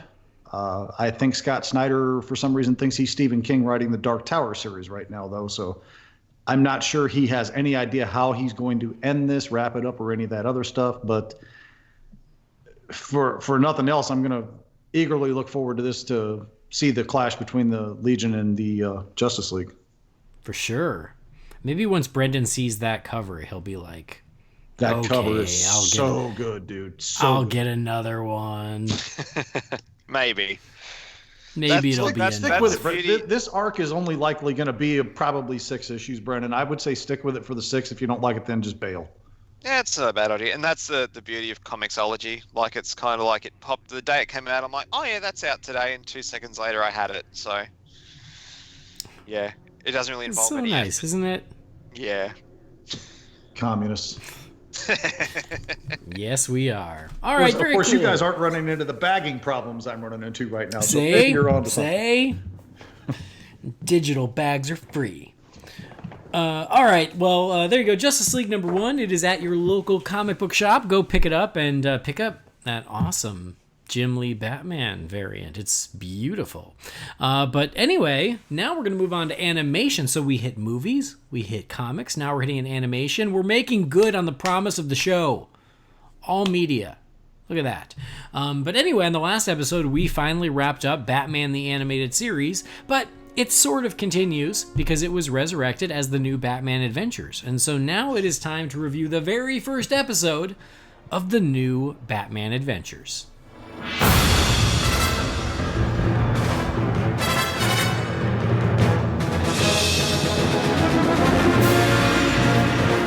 And even though it is the new Batman Adventures, guess what? My digital copy on iTunes still used the original animated series intro. So does the old school DVDs. And so does Amazon Prime Video. So I don't know what we're doing here. And like the weird thing about it is, like the 4 or 5 episodes before this all used the new Batman Adventures intro, and then this one used the Batman Animated Series Classic. So go figure. It's weird. Anyway, the first episode of the new Batman Adventures is Holiday Nights. Directed by Dan Reba, written by Paul Dini. This is a holiday-themed episode. It is based off the Batman Adventures Holiday Special comic that I finally read last year because I got it on sale on Comixology. Thank you so much. So I got to tell you guys, this gave me agita because it didn't feel right watching it in June. It was exactly the same. Feels so weird. And so I was like, oh God, like what's worse? Like jumping over this because it's not Christmas, or doing things in order and just watching this now? Obviously we chose to watch it now, but either way it angries up my OCD. I'm totally with you. Just felt weird. And I was watching it, even Samantha was like, Christmas? You're watching something Christmas? I'm like, well yeah, but not really, but yeah. And I didn't bother explaining it to her because it doesn't matter. But yeah, it was just really weird, but we're keeping it in order. We're doing it. Now this episode we did review on the very first Christmas episode of this podcast, but that was me with Kevin Vincent and Sean Gerber. So it's going to be a different perspective from Jamie and Brendan, so it's worth doing again. But this is 3 different vignettes, 3 little stories. The first one is Harley Quinn and Poison Ivy going on a holiday shopping spree by Poison Ivy kissing and controlling Bruce Wayne. They go off shopping. Eventually, Bruce Wayne snaps out of it, puts on his Batman suit, and takes them down. The second story is at the department store. Barbara Gordon is shopping for a gift for her father, and at the same time, Bullock and Montoya are undercover as Santa and one of his elves on a stakeout because there have been robberies. We find out the robberies have been made by all these little children, and then we find out that all these little children are actually Clayface. So it's up to Batgirl and Bullock and Montoya to take out Clayface. And then the third story is a New Year's story. The Joker, he swears he's going to not kill anyone for the next year, and so he's got to work extra hard to kill more people tonight because it's New Year's Eve. So Batman and Robin are off to stop him in Gotham Square, not to be confused with Times Square where the ball's going to drop. And so the Joker's handed out Joker masks, and when that ball drops, there's this sonic weapon that's going to kill everyone, and so Batman and Robin have to stop the Joker. Then it ends with the famous epilogue of Batman joining Commissioner Gordon for a cup of coffee on New Year's to celebrate their friendship for just a quick moment, and that is the end of the episode. So, Jamie, overall thoughts on Holiday Nights? Don't at me, don't shoot me, don't hate me. I've never seen this before. You son of a bitch. I am going to at you, I am going to hate you, and I'm going to shoot you. Okay, then. I've seen the closing bit with Gordon and Batman in the coffee shop. I have seen that multiple times, but somehow or another, I've never seen any of what came before it. I don't have any explanation as to why, but So you've never even read the comic? No. Didn't even know it existed. Wow. You're missing out. So Crazy. yeah. Well, for your first time, I enjoyed it. I really enjoyed it. I'm a little upset because it made me feel cold, and I hate feeling cold in mid-June. But other than that, I really enjoyed all three segments quite a bit. But I think my favorite one was the Batgirl one because, well, Batgirl. naturally. Awesome. Brendan, what about you? I have said this before on previous podcasts, and I don't know if this is an unpopular opinion or not. I actually prefer this episode to Christmas with the Joker, as far as Batman Christmas episodes go. I watch it every December, and I love it. My favorite is the Batgirl portion as well. It's a shame that that's kind of the shortest of the three stories. Second to that, I really do enjoy the Harley and Ivy one. I'm not a big fan of the Joker one. It doesn't really do it for me. And I know it's the first episode of this, the reincarnated Batman. So every time I see the Joker, it just shits me to tears the way he looks aesthetically. I do not like that Joker. But yeah, I mean, I don't enjoy that story, but I do enjoy the epilogue that follows it. I mean, that's up there as maybe one of the most famous scenes from any version of Batman the Animated Series. It's awesome, and in a way that only Paul Dini can write these things. So, yeah, I'm a big fan of the episode, and I love the humor in with Bullock as Santa Claus, just like the banter back and forth with the kids, and sure I am. Want to see my gun, and Montoya slapping him. I love, and this might be something you appreciate too, Andy. I love the classic, almost Hanna-Barbera-esque cartoon, like the voices of all the kids that come to visit, that sit on Santa's lap. It's just something that I get a bit of a kick out of. Yeah, I love that portion. I just wish it was longer. But yeah, overall, I love this episode. It's my favorite Batman Christmas thing. I would have loved to have seen the Mr. Freeze portion done in animation. Right. It's in the comic. Yeah. That's a sad missed opportunity, but I get, that they've only got a certain amount of minutes with these animated series. So yeah, it is what it is. So, but overall, I really like it. Yeah, I love this one. Like Brendan, I watch it every December. I watch it as a double feature with Christmas with the Joker. I'm not going to choose between them because I love them both equally because I am a sucker for Batman and I am a sucker for Christmas. So I love them. I watch them every single year. So it did feel just a little weird watching it this morning. I tried to make it a little more appropriate by having some peppermint coffee. Might as well embrace it with this episode. But yeah, it felt a little weird because I watch it every year. I debated not watching it because it is one that I watch every December, but I know this episode back to front. But I do watch it as a bit of a refresher. Yeah, same here. I know this one because I watch it every year, so I didn't need to watch it again, but I still did because why not? I gotta watch something as I'm waking up in the morning. I don't know which is my favorite segment. That's tough for me. I don't know, because I really like them all. I really do. What was the name of the comic you guys said this was based on? It is the Batman Adventures Holiday Special. Batman Adventures Holiday Special. Thank you. I'm going to track that down.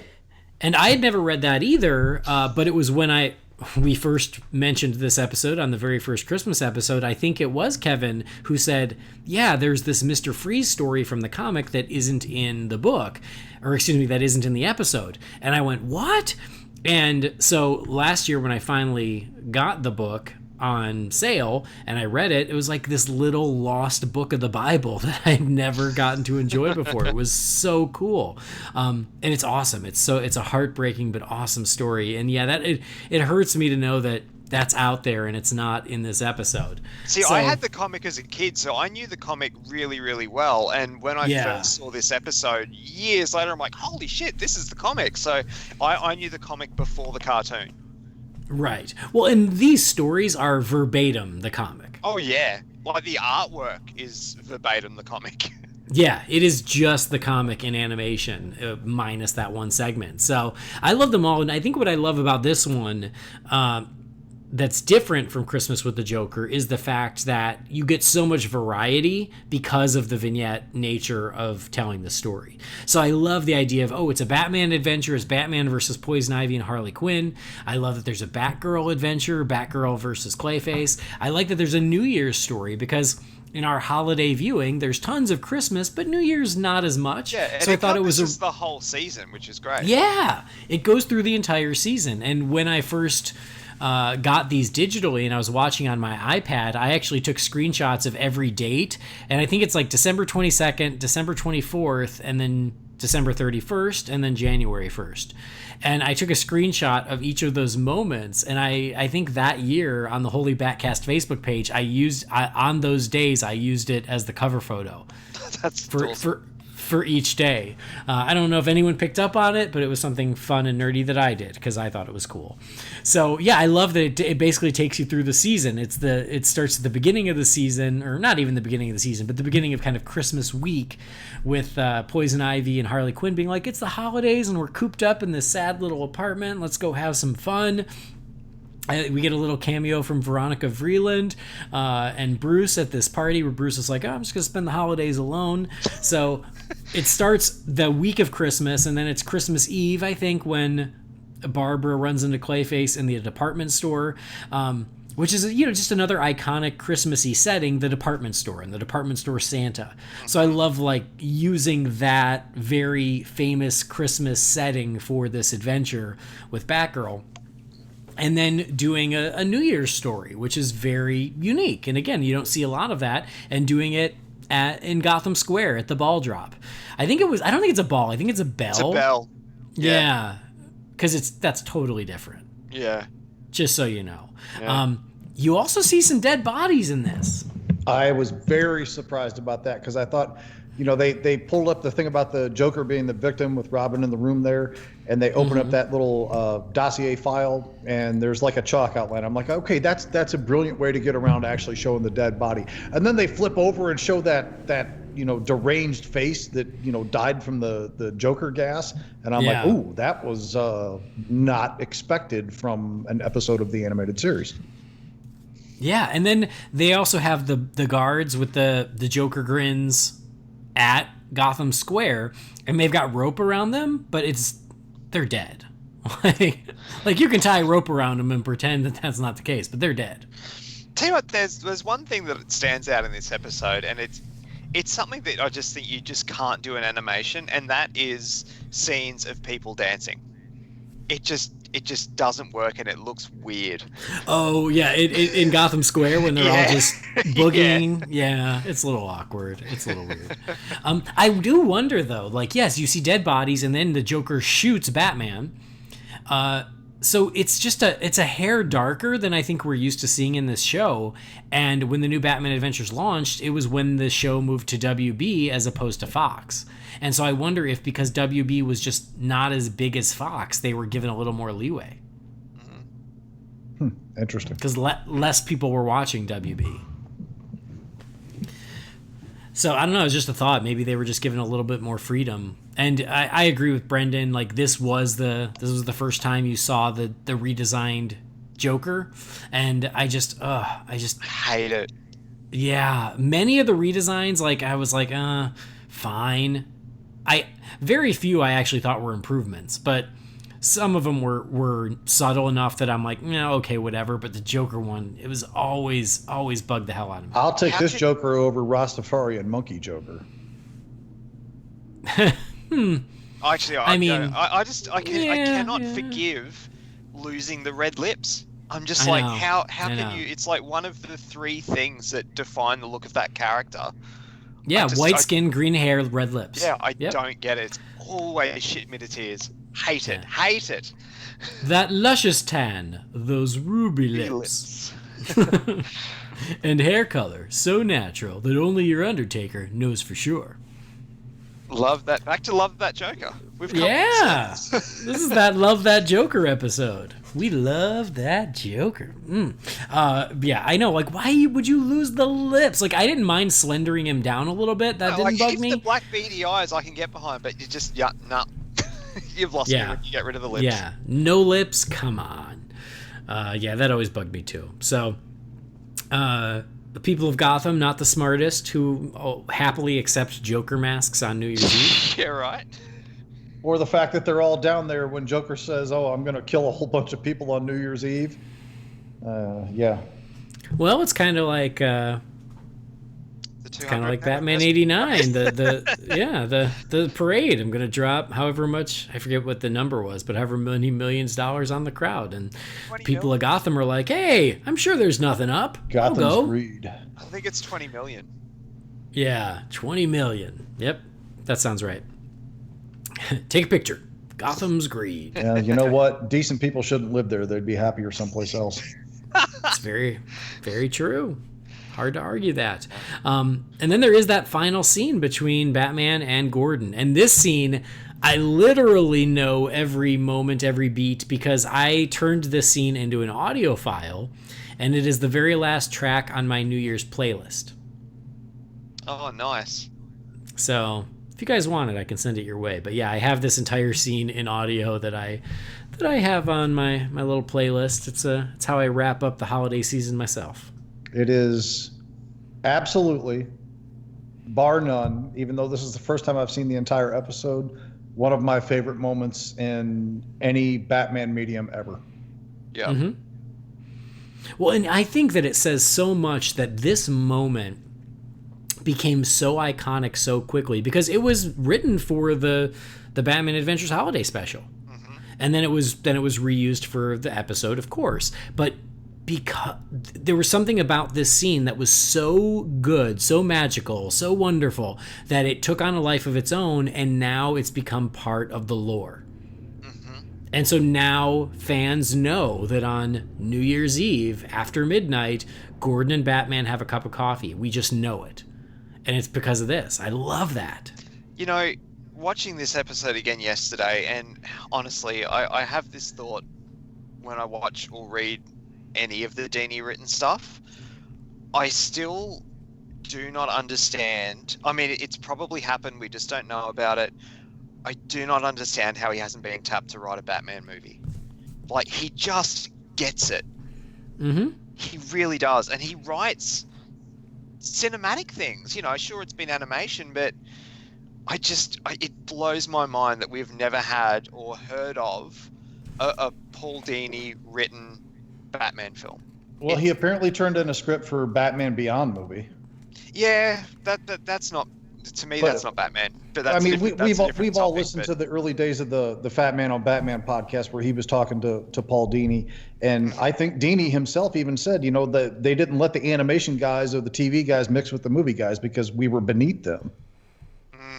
But like this day and age, with hindsight and just the way that everybody reveres that series, and it is for most people the ultimate version of Batman, and the guy wrote Detective Comics for how long, and that was a fantastic run. Like, he just knows how to write that character. Mm-hmm. Get him on the phone. It just seems like a no-brainer. It really does. At the very least, I'm shocked that nobody's tried to get him in as a a consulting piece for it unless he just doesn't want to do it. I mean, because obviously he couldn't just come in and do it for Batman. Like for the most part, I think everybody's kind of got a grip on Batman now. I mean, minus a couple of missteps maybe, but I mean, they don't struggle with most of the Batman movies themselves. So they would actually have to get him involved with the whole Justice League level universe, and I just don't know that he'd want to do that. But he can do that too. I mean, some of the best Justice League animated series episodes are written by him. I don't think that he doesn't want to do it. I think he would happily do it. He's happily written Batman in a lot of different media, in comics, in animation, and video games, because he wrote some of the Arkham games. Yes, and they were him as well. Yeah, so all it would take is for Matt Reeves to go, "Hey, Mr. Dini, can you help me with the script?" And I'm sure Paul Dini would say yes. He loves this character. He knows this world. I agree with you. I think he'd be great. I just think there's this stupid unconscious bias of like, we're the movie people. We handle the movies. I mean, am I remembering that wrong, or did he not specifically address that on that episode? Oh, it's been a long time. I could have sworn he said something like to that line where he was like, we were beneath the movie guys. They didn't want to talk to us about it. Yeah. Yeah, so I mean, DC, it's getting better, obviously, with like Jeff Johns' involvement and whatnot, but there's always been the separation, and the separation has gotten a little bit fuzzier over the years, which is a good thing. But yeah, I think that there's just that the way it is. There are these segments, working at Disney, I saw it too as like, oh, you're the parks people, we're the movie people, those are the TV people. The resources at their disposal at Warner Brothers to do this, and the think tank that they could put together with the likes of Dini, Tim, Johns, even Scott Snyder, I guess, James Tynion. I mean, get these guys in a room and just hash it out with them for a week or so and piece together some ideas. I mean, I think some good could really come out of that, but that would actually have to bend a lot of egos to ask for help from someplace else. And I'm not sure they can do it. If there was an announcement at Comic-Con, this is, just major hypothetical, but look, Matt Reeves is directing Batman, Affleck's coming back, and they're bringing Paul Dini in to co-write it or something. Could you imagine the amount of goodwill that would instantly be attached to that project? It would instantly shoot that movie to the top of everybody's most anticipated list of all time. Yep.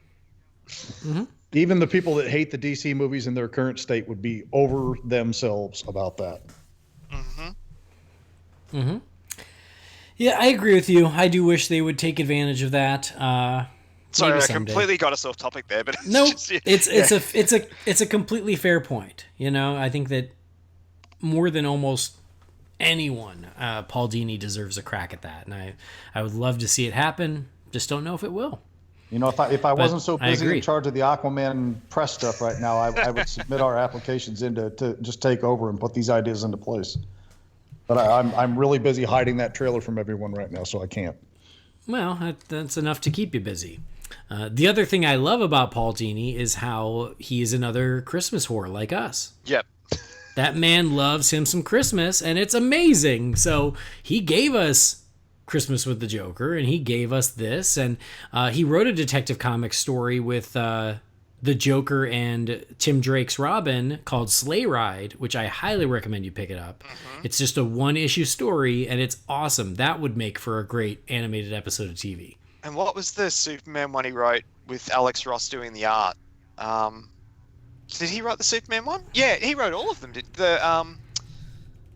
Oh God, what's it called? I don't know, but now I want to know so I can pick it up. Blanking. Hang on. It's Paul Dini Superman Christmas story. And Alex Ross artwork. That he's got my attention. That sounds great. Tell me more. Keep talking. If only we had these devices that could look this information up for us. Hang on, I'm sure it's on my shelf near where I am at the moment. Paul Dini Superman. We'll see if Google finds it before you do. Probably will. Paul Dini Superman Christmas. Superman Peace on Earth? That's the one. Hey, thanks computers. I don't care what the Terminator says. I like my computer. Peace on Earth. Going on the list here. It was part of the Paul Dini and Alex Ross the world. You can get it as a trade. The world's greatest superheroes. Ah, paperback currently on Amazon, $75. Jamie, and good luck. They did release them as big oversized books. That's I think how they were originally released. And like there was a Batman one, like a lot of that classic Alex Ross Batman artwork, and that comes from this book. They were released as big oversized. I reckon that's what the expensive ones would be. But I know you could get it as a trade called The World's Greatest Superheroes. That's what I've got. Okay. Or I can just get it digitally. Yeah. And Jamie can give me the side eye, and I won't care because I will have saved $70. $70 is worth a side eye from Jamie. Here's one for $25. Anyway, let's get back to holiday nights. It's a great Christmas, Paul Dini piece of art as well. Good to know. All right, let's wrap up holiday nights. Closing thoughts, letter grades. Jamie, it's your first time. How you feeling? I'm feeling like I want it to be Christmas, and that means I would have all kinds of wonderful things surrounding me. However, I'm not ready for it to be cold. But other than the nastiness of the cold, everything about this episode is pretty appealing to me.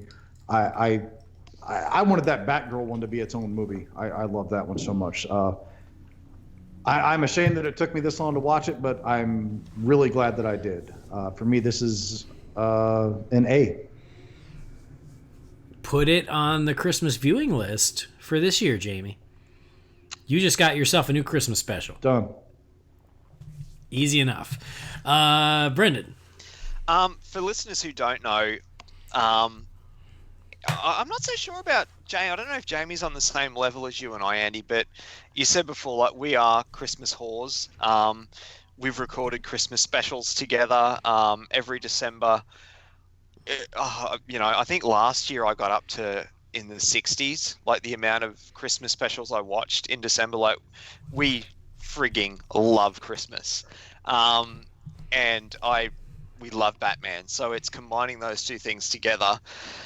Yeah, it's fantastic. It's a solid A. Like, it really is. Nice. One of my favorite stories when Sam and I first started dating, some of her friends were like, hey, there's this Christmas parade in town. We were thinking you guys would want to come meet us. It could be fun. And her response was, I'm sure Andy will. He loves that Christmassy shit. That's awesome. So that kind of says it all. I love it. And she's right. I do love that Christmassy shit, and I love Batman. And so, yeah, this one is one of my favorite episodes just by default. And it's Paul Dini. So I could watch, I watch Christmas with the Joker every year. I watch this every year. I look forward to watching it every year, even though we cheated a little bit and watched it early this year. So it just means I get to watch it twice this year, which is fun. Yeah. But it's a great story. It's multiple great stories, and it ends with what has become an indelible piece of Batman-Gordon relationship mythology, which is so cool. This is as good as it gets. I'm at an A+. I love this episode. Okay, just to circle back around to this book that Brendan's got everybody hunting like crazy for. It collects Superman Peace on Earth, Batman War on Crime, Shazam Power of Hope, Wonder Woman Spirit of Truth, JLA Secret Origins, and JLA Liberty and Justice. And you're in luck because it is being released in trade format December 24th of this year. Huh. And is this The World's Greatest Superheroes by Alex Ross and Paul Dini? It is. Okay. It shows $29.99, but I assure you that price will drop by the time it comes out. It's been a few years since I got mine, and honestly, I hadn't seen it anywhere. I got mine from FAO Schwartz when I was in New York in January 2014. It's the only place I've ever seen it, but yeah. I just pre-ordered this, so it's coming to me on Christmas Eve. Awesome. Well, I'm going to see how much it is on Comixology. Suck it. Anyway, There you go. Holiday Nights, 2 A's and an A+. Add it to your holiday viewing come December. I don't think you'll be disappointed. The only thing that could make it better is if they put that Mr. Freeze story in. And then you can do the trilogy, because you've got Christmas with the Joker, this, and then the Justice League Christmas episode. Yeah. Comfort and joy. Joy. And there's a Brave and the Bold episode. Spirit of Christmas, I think it's called. With Red Tornado. Yeah, with Red Tornado. There's that one too that I watch. Yeah, because I don't think you were ever aware of it. There's also the Mr. Freeze Christmas episode from the old Batman animated series. Oh, yeah. There you go. Yep. So Holiday Nights is done. So the next one up is Sins of the Father, if you guys are following along. So that's your homework for next time. But now let's see what you all have to say as we crack open the Wayne Manor mailbox. It's time again for the Wayne Manor mailbox. You've got mail. Darren, what is a letter for me? Maybe temporary. She wrote a letter. You're one hell of a messenger. This is all Master Wayne. First message here is from Brad. It says, "Gentlemen, longtime Bat fan, but I'm new to your podcast. I can't believe all these years of listening to podcasts, I'm just now stumbling onto yours. I started with your great look at Batman: The Dark Knight Returns. Now I'm working through your back catalog of shows. Regarding your review of Gotham, this is a show I'm always surprised that I'm still watching. I rarely look forward to an episode, but once I start watching, I remember what I like about it. To me, it's the honey badger of comic book TV shows. It doesn't give a shit." That's true. "And will do what it wants. Which I respect. For a show that I've often thought about dropping, it actually survived my purge of comic TV this year. I dropped The Flash, Arrow, Agents of S.H.I.E.L.D., and The Walking Dead, yet I stayed with Gotham. Part of it is because there's only a short season left, but part of it is one thing about Gotham, it doesn't get stale. Characters, for good or bad, are constantly changing and go in interesting directions. So I'm sticking with Gotham, not because I'm a Bat fan, but more in spite of it. Because to me, Bruce has always been the weakest part of the show. Not the actor's fault, just that they are constantly trying to shoehorn him in so they can kind of have a more Batman connection to the show. I would have been happier if he left after season 1, then brought back in the final season, showing him begin to take Gotham back from the villains. Anyway, thanks for a new to me Batman podcast. Cheers, Brad from Canada." Brad, welcome. Glad to have you on board, and I like the description of Gotham as the honey badger. It just don't give a shit. That is very true. I'm with you. So, glad to have you aboard. Hope you're enjoying yourself. Thanks for the message. Next message here is from Shane Emery. It says, "Batman!" It says, "Hey guys, I'm a long-time listener and get really excited when I get a notification that a new episode is out. Also, as a fellow Aussie, I enjoy the little digs that you give Brendan about everything Australian." Those aren't digs. Those aren't digs. Those are true stories, Shane. True stories every single time. That's why he can't be here. Anyway, here's what he says. He says, "Anyway, not sure if this question has been asked, but I was wondering what key issues of comic books or memorabilia you hold dear to your heart.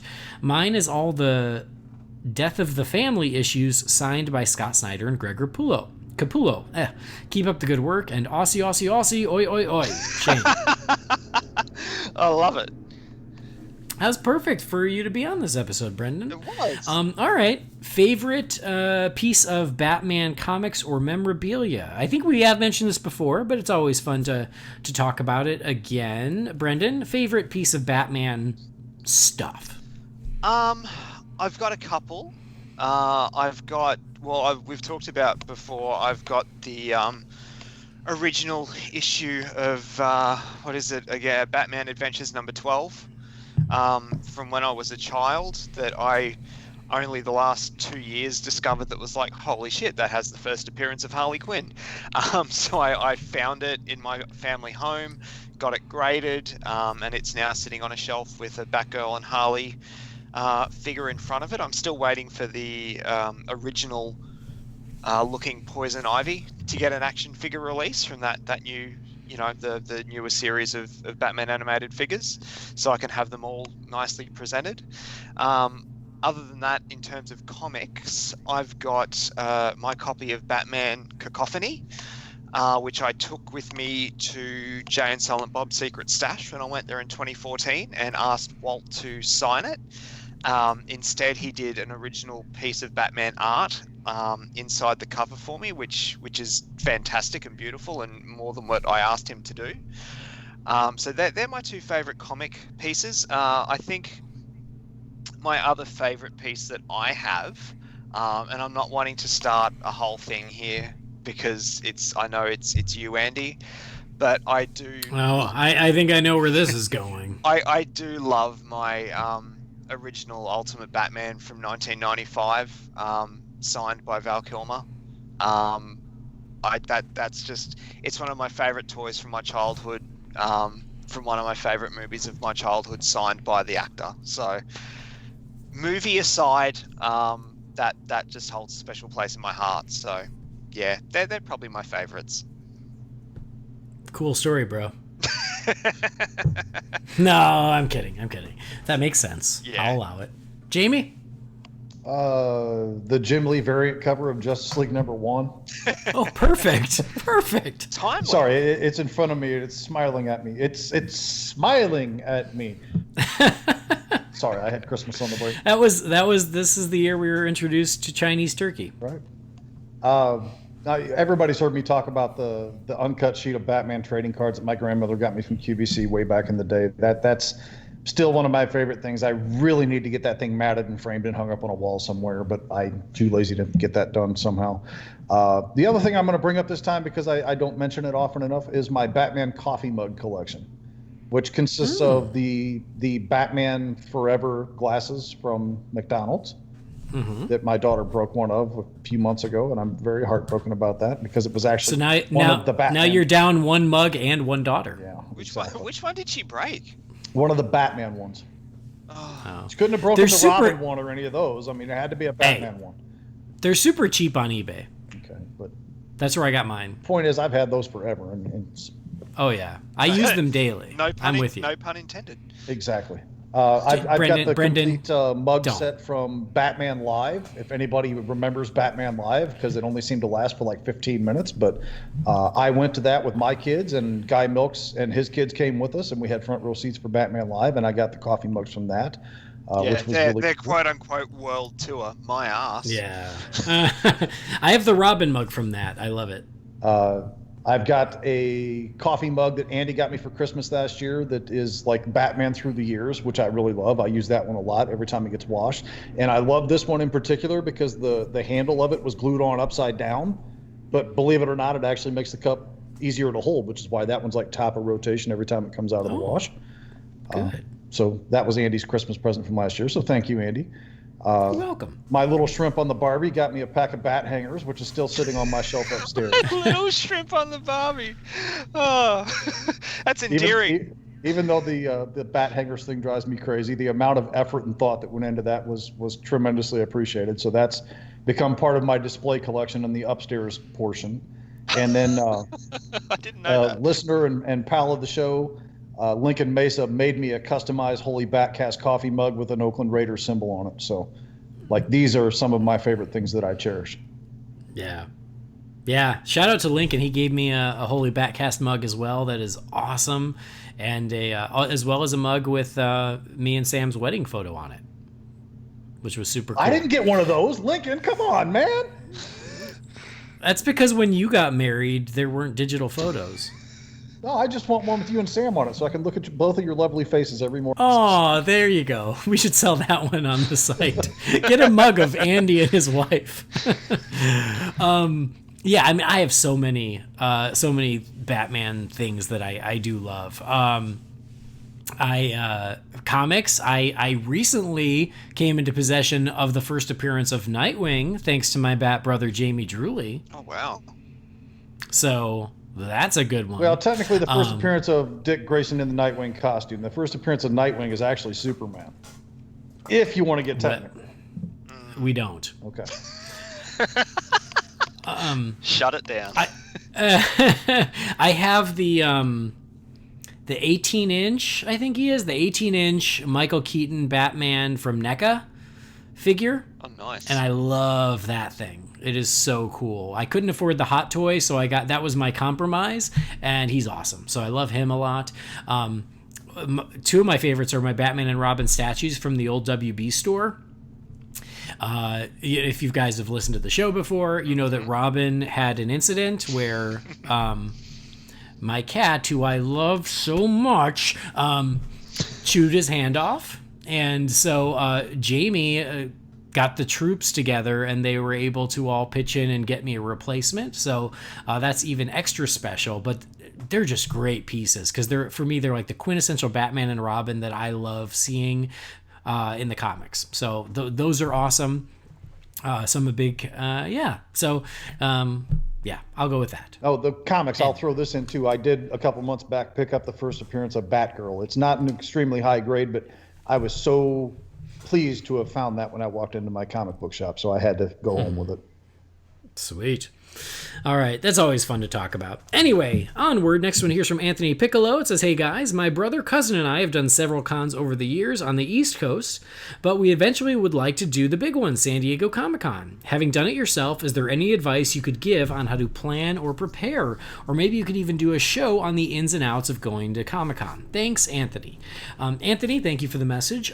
Every year we do a Comic-Con wrap-up episode, and I think in there I talk about just things to keep in mind or how to navigate the con. So go back and check those out. I think those might be helpful. But just some starter advice if you're going to do it. Register for a Comic-Con ID on their website and do that like a year out.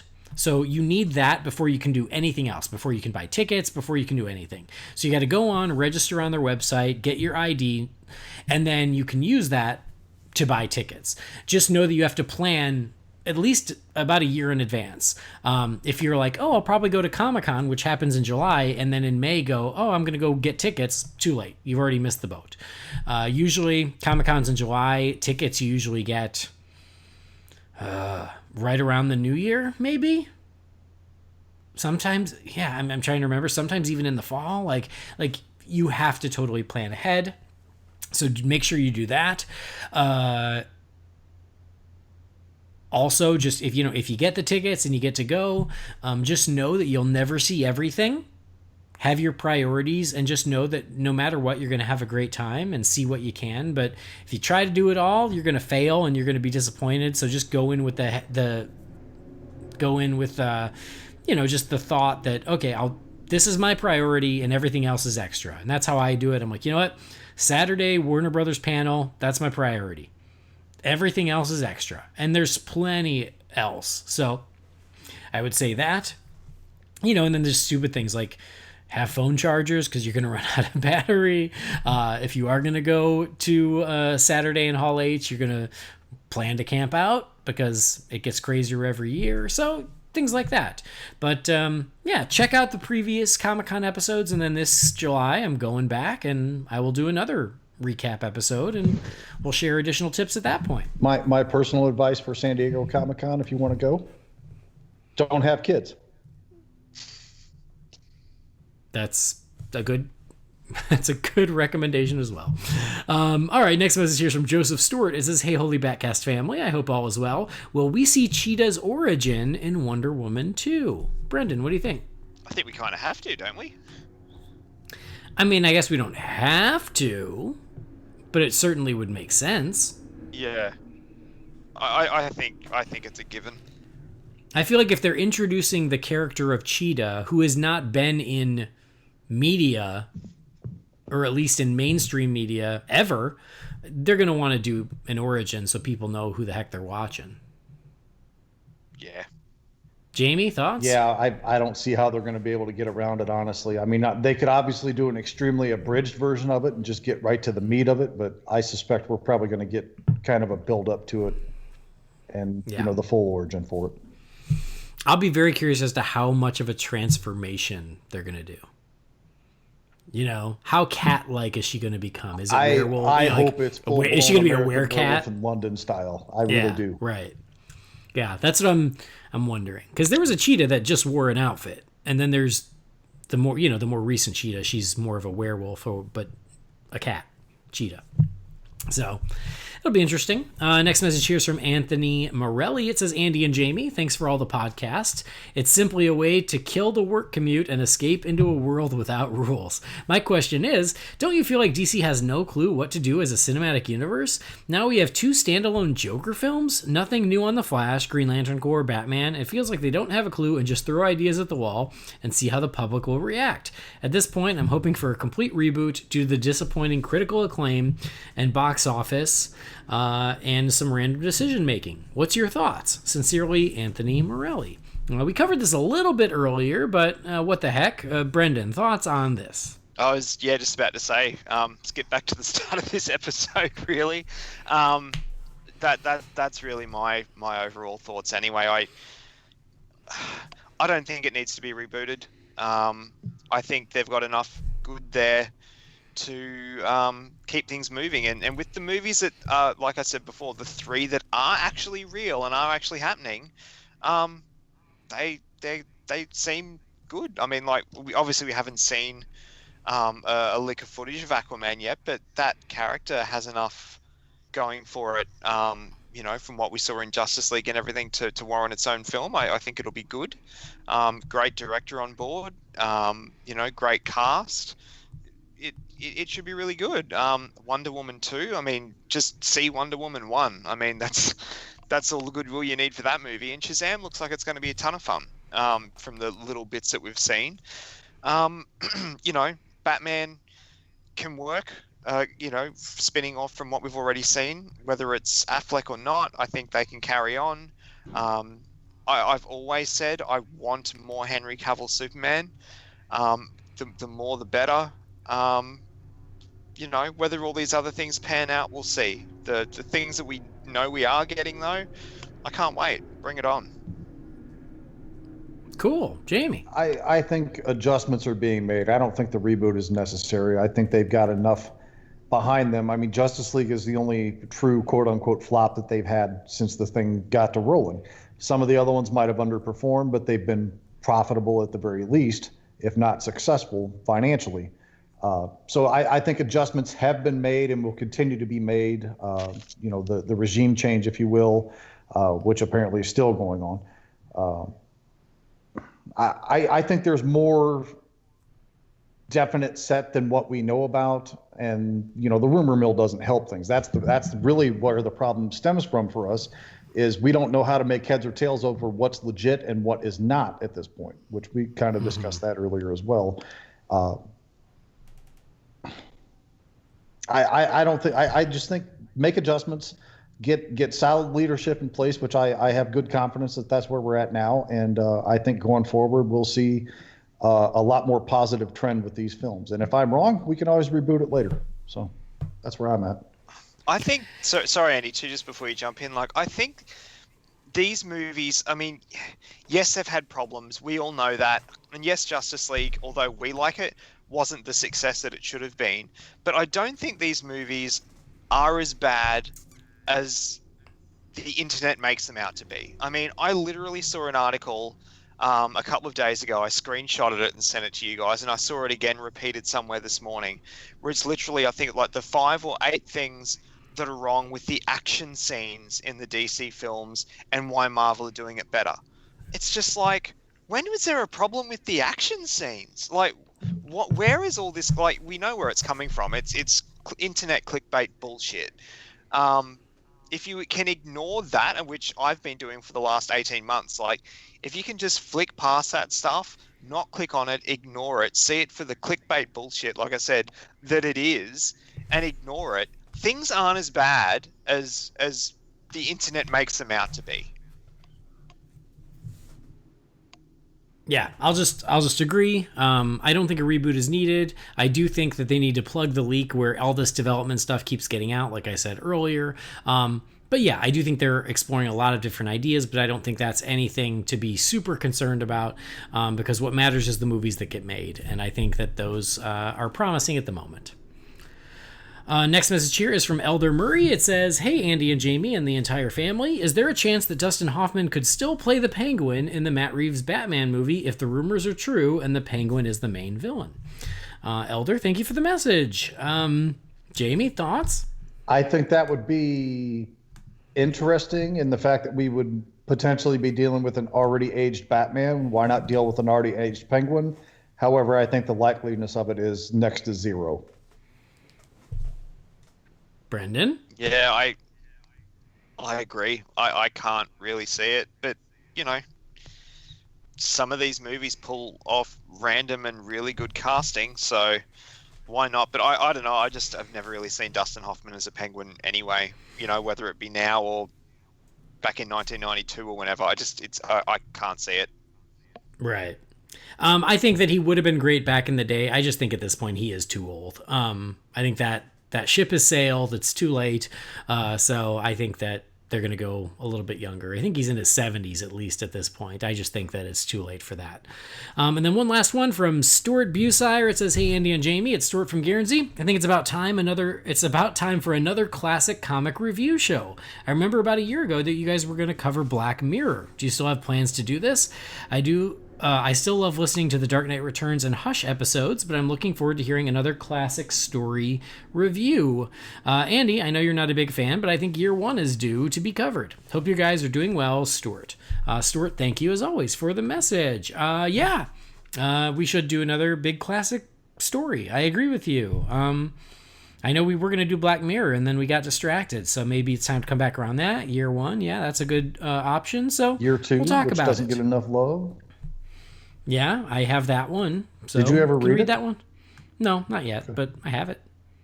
And we got to get. So- I got to get you hooked on this Injustice stuff, boy. Oof. So, no, point taken, Stuart. We will do our best. But that is where we're going to close the Wayne Manor mailbox. If you've got a question for us, you can send that to Holy BatCast at rf4rm.com. And thank you as always. We love hearing from you guys. Also, thank you to everybody who has left us an iTunes review. We did get a new one, so this one real quick. It is from... it looks like a WKY guy, so West Kentucky guy is my guess. It says, "The best podcast for a Bat fan." It says, "The hosts Andy and Jamie really have a passion for all things Batman, informative, entertaining, and fun. If you're a fan of Batman, you'll be a fan of this podcast." Chris S. Chris S., thank you so much for that review. We do appreciate it. And if you all out there have not written an iTunes review, please do. It only takes a minute, and it really does help us out. That's where we're going to wrap up this episode of Holy BatCast. It's been super fun. Brendan, always glad to have you back. Thanks very much. Always love being here. And where can the folks at home keep up with you? You can check out my show, The Nightlight, at thenightlight.podbean.com. That's night spelled as in Dark Knight with a K. You can follow me on Twitter at Lowy007, LOWY007. Perfect. Jamie, where can they keep up with you? On the tweets at BatRaider3960 and on various Real Fans groups on the Book of Faces. Perfect. You guys know where to find me, and you know where to find the show. So thank you for downloading the show. Please do subscribe to the show. Please leave us a review. And as Michael Keaton's Batman says, I want you to tell all your friends about me. Visit holybatcast.com, follow Holy BatCast on Facebook, Twitter, Instagram, and YouTube, and like our Facebook page. But that will do it for this episode. On behalf of Brendan and Jamie, I've been your host, Andy DiGenova. We will see you next time. Same bat time, same bat channel. This show is a proud part of the Real Fans Podcast Network. You can sample all the shows that are part of the network at rf4rm.com. Those shows include Real Fans for Real Movies, the original show that looks back at films past and present. There's also Holy BatCast, all about Batman and the DC Universe. There's Disorder, every Disney film that looks back at every Disney animated feature in order. There's Taking the Bullet, that looks at bad movies so you don't have to watch them. There's Please Rewind, the RF for RM retro show that looks back at older movies. And finally, there's Grim Grinning Hosts, a salute to all pop culture, but mostly theme parks. Again, you can check out all these shows at rf4rm.com or search for them by name wherever you get your podcasts. Holy BatCast is brought to you by Real Fans for Real Movies. Remember, the thoughts and opinions shared by the participants are theirs and theirs alone, and do not represent the companies or organizations they happen to work for.